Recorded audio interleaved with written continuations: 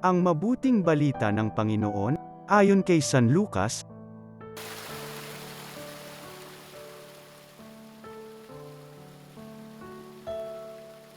Noong panahong iyon, pagkatapos magsalita ni Jesus, siya'y inanyayahan ng isang pariso upang kumain, kaya't pumunta siya sa bahay nito.